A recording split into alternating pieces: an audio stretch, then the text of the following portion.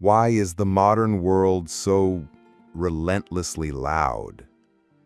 No, I don't just mean the traffic, the notifications, the endless hum of the city. I mean a deeper, more invasive noise. The cacophony of words. Words that rush to fill every available silence. Words we use to prove our worth, to justify our actions, to desperately claw for a moment of attention. You know the feeling. You're in a meeting, and before the question is even finished, you're formulating a response. You're at a social gathering, and you feel an overwhelming compulsion to offer your opinion on the latest film or political scandal. You're in an awkward pause in a conversation, and you are always the first to break it with a trivial story, an empty compliment. You talk, you explain, you argue. And then, when you're finally alone, the crushing silence arrives. The silence after the storm of words. And a single question echoes in your mind. Why did I say that? This is the vulnerability hangover. That sinking feeling of regret and exposure after you've shared too much. You've needlessly revealed a piece of your soul, given away a secret, exposed a weakness. In your attempt to gain control, you've actually surrendered it. This is a hidden epidemic of our age. I call it nervous verbosity, an insatiable need to be seen and validated through speech. We've been fed a lie that the more we speak, the more intelligent, charismatic, and respected we will appear. The truth is the precise opposite. With every unnecessary word you utter, you devalue the ones that follow. Your words become a currency in hyperinflation, printed so recklessly that they become worthless. You become predictable. Your motives, your fears, your strategies are laid bare for all to see. You become an open book with every page already read, every mystery already solved, and respect is reserved for closed books, for depths yet to be discovered. So the question isn't, what should I say? The real question is, what must remain unsaid? But what if there was another way? What if I told you that the most potent tool of influence, of respect, of personal power lies not in the spoken word, but in its deliberate absence? The great philosophers and psychologists of history understood this paradox. They called this art strategic silence. This art is rooted in one of the most resilient and pragmatic schools of thought in history, Stoicism, a philosophy forged for emperors, generals, and slaves who sought inner freedom. For the Stoics, the universe is divided into two parts, that which is within your control and that which is not. This dichotomy of control is the cornerstone of all wisdom. You cannot control the weather, the economy, or what others think of you, but there is one domain that is almost always within your absolute sovereignty, your own speech. Epictetus, a Stoic philosopher who was once a slave and knew the bitter taste of powerlessness, taught this truth best. He said, "Be silent for the most part, or if you speak, say only what is necessary and in a few words." This is not simple advice. It is a strategy for preserving your most precious asset, your inner peace and personal power. To a Stoic, every thoughtless word is a crack in your armor, an invitation for fate to test you, a chance for others to gain leverage over you. Silence is the default state of an ordered and unconquerable mind. Speech is the calculated, precise exception.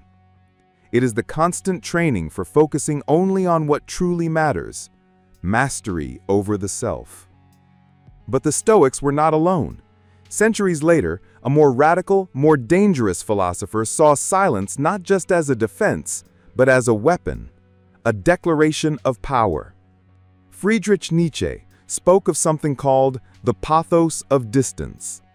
This is the internal feeling of the superior individual, the Übermensch, who sees himself as separate from the noise and petty judgments of the herd. The superior individual feels no need to explain himself. He doesn't engage in trivial debates to win approval. His silence is an invisible, impenetrable wall. It says, "Your judgment is irrelevant to me. My value is inherent. It does not require verbal proof." In Nietzsche's world, the marketplaces are filled with merchants shouting to advertise their wares, but the true sovereign walks through them in silence. His presence is his statement. Verbosity is a sign of neediness, of weakness. Silence is the signature of self-sufficiency and absolute power. One who knows his own worth does not need to announce it. This external power has a deep internal root, a psychological dimension that Carl Jung, the founder of analytical psychology, understood intimately. Jung introduced us to the concept of the persona, the social mask we wear to be accepted by the world. Nervous verbosity is often the desperate attempt of the persona to maintain its performance, to control the narrative. But beneath this mask lies the true self, and silence is the gateway to it. When you become silent, you drop the persona. You are no longer performing for an audience. It is in this silence that you finally have the chance to meet yourself. Even the parts you fear, what Jung called the shadow. Many of us fear silence because we are terrified of confronting the repressed thoughts, the anxieties, the uncomfortable truths that live there. We speak so that we do not have to listen to ourselves. Therefore, the one who masters their silence has in fact mastered their own psyche. They have found the courage to journey into the depths of their own being. So you see, silence is not merely the absence of talking. That is a lie we have been told. From the Stoic, we learn it is an act of discipline. From Nietzsche, a declaration of power.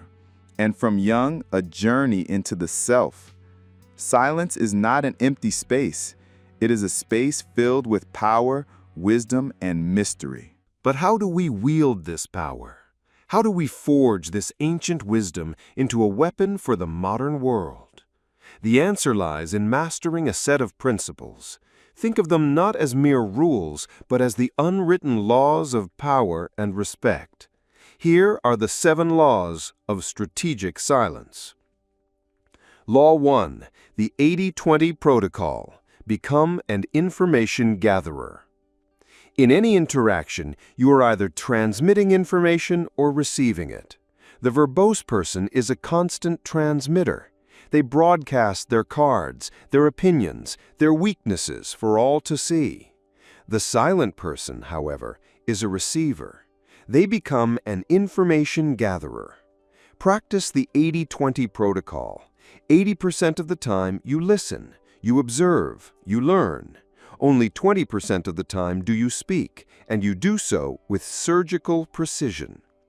When you listen more, you don't just hear words. You hear the pauses, the hesitations, the emotions hidden in the tone. You notice what is not being said. In a business negotiation, this silence allows you to discover the other party's true needs, not the position they're presenting.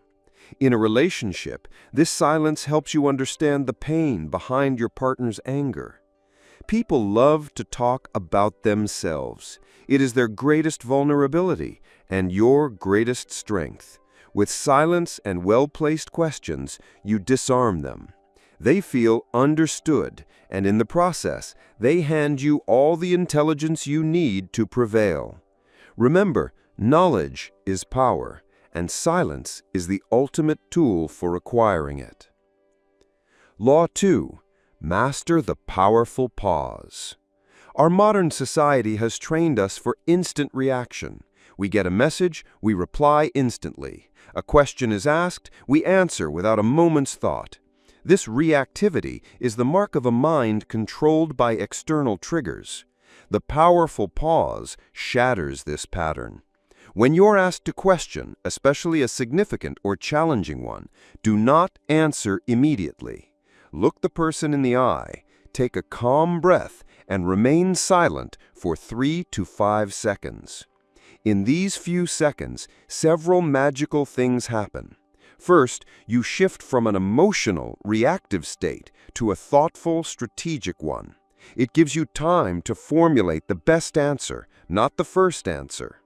Second, this pause gives your subsequent words incredible weight. The other person subconsciously leans in, focusing on your response in anticipation. Your silence builds a stage for your words to stand on. And third, you seize control of the conversation's rhythm. You signal that you are not pressured, that you are the master of your own thoughts. It is a quiet, wordless display of confidence that is more powerful than 100 words of self-praise. Law 3.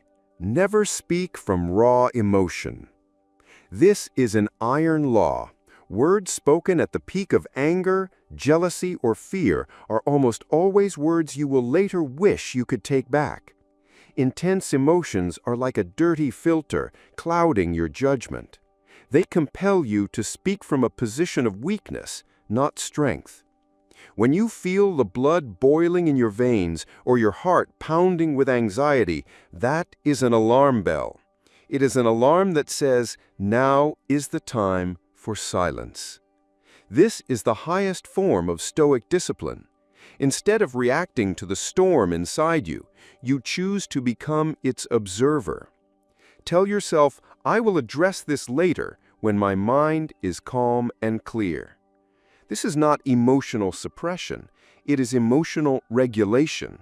It is delaying your reaction until you are the master of your emotions, not their slave. Words fired in anger are like arrows shot in the dark. You can never retrieve them, and they often hit the ones you love. Silence in these moments saves you from your greatest enemy, your unrestrained self. Law 4. Let your actions be your megaphone. This law comes directly from the heart of Nietzsche's philosophy. Our world is drowning in promises, ideas, and grand pronouncements. Everyone talks about the book they're going to write, the company they're going to start, the person they're going to become. These words are cheap. The powerful individual inverts this pattern. They do not spend their energy talking about their ambitions. They spend it on execution. They work in silence. They build in silence. They improve in silence. Then they allow the results to speak for themselves. When you accomplish something great in quiet, the respect you command is 100 times greater than if you had announced it beforehand. Why? Because it's unexpected. Because it demonstrates deep discipline and focus. People don't respect what you say you will do. They respect what you have done. So talk less about your plans. Let your success be your noise. That sound is more deafening than any shout. Law 5. Answer with precision, not excess. One of the most obvious signs of insecurity is over-explaining. When someone asks you a question and you respond with a long monologue of justifications and unnecessary details, you are sending a hidden message. Please believe me. Please validate me. The powerful person is aware of this trap. When asked a question, they deliver a precise, concise, and complete answer. And then they stop. Imagine a job interview. You're asked, do you have project management experience? The weak answer, yes, absolutely. There was this one time at my old company where this project was really complicated and my boss asked me to help out, and so The powerful answer, yes, I've led 3 major projects from inception to completion, the last of which resulted in a 15% increase in efficiency. And then silence. This silence passes the conversational baton back to the interviewer. It forces them to ask the next question. You signal that you are confident in your answer and feel no need to embellish it. Treat your words like diamonds, not like gravel. Law 6. Learn to love uncomfortable silence. Nothing makes people more anxious than a long pause in the middle of a conversation. We have a primal urge to fill this void. This is a test of power. The person who breaks the silence first is usually the weaker party. From now on, decide that you will not be that person. In a negotiation, after you've made your offer, be silent. Let the silence stretch for a full minute if it has to. Let the other side wrestle with the tension. More often than not, they will rush to fill the void with concessions or valuable intelligence. In an argument, when the other person says something inflammatory, instead of firing back, just look at them calmly and remain silent. Your silence holds up a mirror, forcing them to reflect on what they just said. This is infinitely more powerful than a defensive reply. Learn to become comfortable in the discomfort. There is immense power in that unease. By remaining calm within it, you demonstrate that you are the one in control. Law 7, and most important, know when to break the silence. This final law brings all the others into balance. Strategic silence is not about becoming a passive, mute observer. A silent warrior knows exactly when to draw their sword. By not using your words, you give them immense power for the moment you choose to deploy them. There are times when silence is a betrayal. You must break the silence when you witness an injustice, when you must defend someone who has no voice, when you must speak a necessary truth to prevent a disaster, when you must defend a core value, and when you must give sincere praise and credit to someone who has earned it. Because you are silent most of the time, when you do choose to speak, everyone will listen. Your words, used rarely and with precision, will land with the force of a thunderclap. Remember, the goal of strategic silence is not to become invisible. It is to ensure that when you choose to be seen, your presence is undeniable. So, this is the lost art of our time. Silence is not cowardice, it is not passivity. Silence is a conscious choice, a shield and a sword. It is the art of controlling the narrative of your life, not by shouting louder, but by choosing the precise moments when your words will carry weight and meaning. By mastering these laws, you transform yourself from an open, predictable book into an impregnable fortress, one that others must earn the right to enter and discover. By speaking less, you compel others to listen more. You are not creating a void, you are creating a space for respect to grow. And so now I ask you, think back to your recent past. In what situation, a business meeting, a family argument, a first date, could silence have been your most powerful and wise response, but you filled it with the static of unnecessary words? Pause for a moment and visualize it clearly.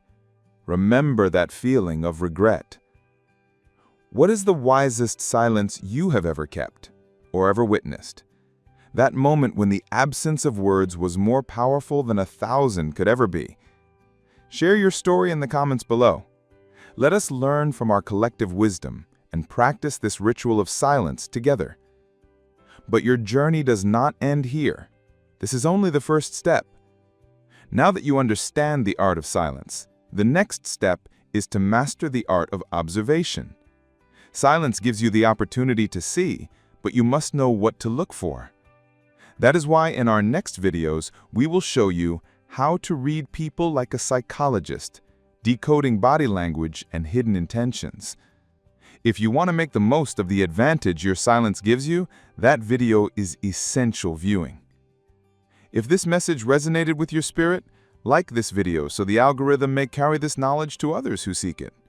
Subscribe to our channel to continue your journey on the path to self-mastery, and activate the notification bell so you never miss a revelation. Remember, in silence, there is power.